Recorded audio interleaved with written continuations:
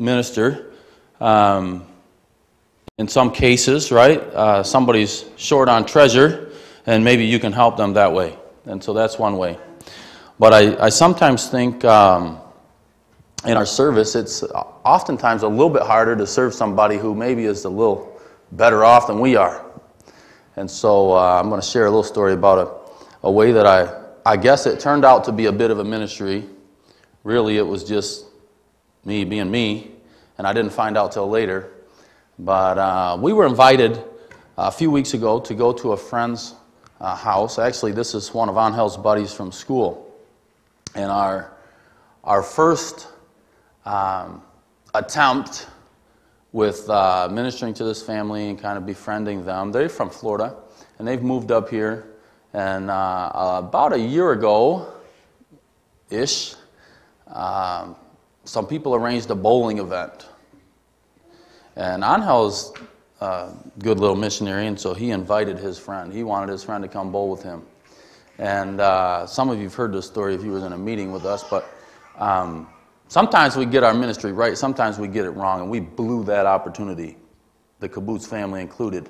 See, because this young man and his dad went to the bowling alley, and they beat the Kibbutzes there by 20 minutes or so. But we were on our way there.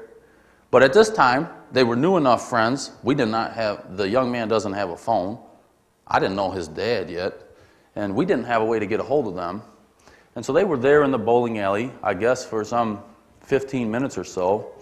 And as a church, we kind of blew it too, because nobody actually said anything to them while they were there.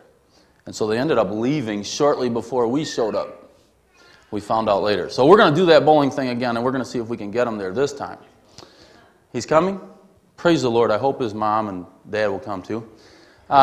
Anyway, so it turns out that we didn't get that right, but we have had quite a friendship with these folks, and so we're very happy to say that this friendship continues to grow, and we're thrilled. And so, enough so that the father had a birthday, and he wanted us to come. Now, I'll be honest with you, sometimes you just don't feel like going out, right? But we can minister with our time. And so we went to the event and had a great time. It was wonderful. And they had set up some special tables because there were some other people there. But his poor wife, she kept bonking her head on this lamp was hanging from the ceiling because they had their tables kind of pushed a little bit away, so it was no longer in the middle of the dining table. And so somehow it came up, I said, we should really just move this lamp. You should just hang this lamp a little bit higher, and then you don't have to worry about doing this. No idea what had happened earlier today. And so the party went on. We just moved the table back a little bit, shoved some stuff out of the way so that the poor lady could stand up without conking her head on this lamp every time.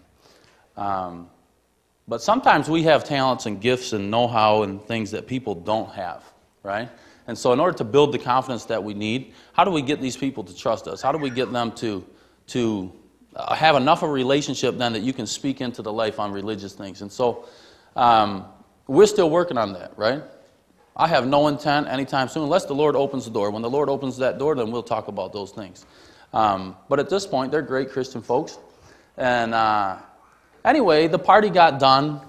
And the whole time, I'm just sitting there looking at that lamp thinking like, this is so easy. Why don't we just do this thing? So as his other guests were getting their coats on and leaving, I'm pulling up a chair and standing on his dining room table, and I start looking at this light and I'm standing on his table, and I start taking this light apart. I'm thinking this would be all of 5 or 10 minutes, so this is not a big deal.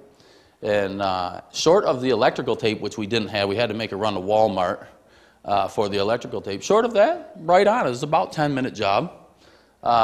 Pulled the lamp down, unwired it. It looked a little disheveled, I noticed. The chain had been disconnected at the bottom. And when I started telling him, he's like, oh, yeah, no, it's connected by a wire. It's not the chain that's actually holding it. There's like a steel wire, like a steel cable. There's a thin steel braided cable that runs up through these chains as well. Because the chain was no longer attached at the bottom. I kind of reattached that was the first thing. And then we pulled the light down. But anyway, we got this light fixed. We got out the bolt cutters, cut the chains, pulled all the lamp wires out, put it all back together, put it up. It was about a 10-minute job.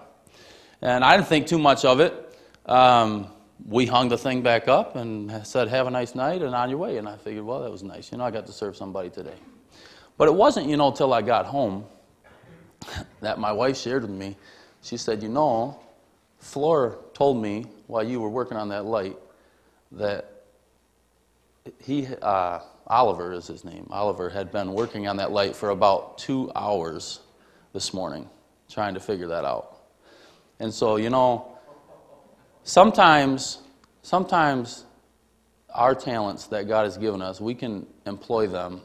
I'm sure if you've tried to do something and it's taken you that long and it's not done when you're done, I'm sure that there's a little stress involved with that, and a little bit of, you're probably a little frustrated at the end of a couple of hours of trying to do something like that if you didn't get it to work. So it's just an example. I was just being me, right? I just wanted to help the guy. I said, we can do that, whatever, let's put the light up. And I had no idea that he had already spent quite a bit of time doing that. So just the ways that we can serve people, before the Bible study, right? Before we can speak into their life, you have to have some kind of a connection, some kind of a relationship. And, it's interesting for me to tell you, the man's a pediatric heart surgeon. He's not a fool, right?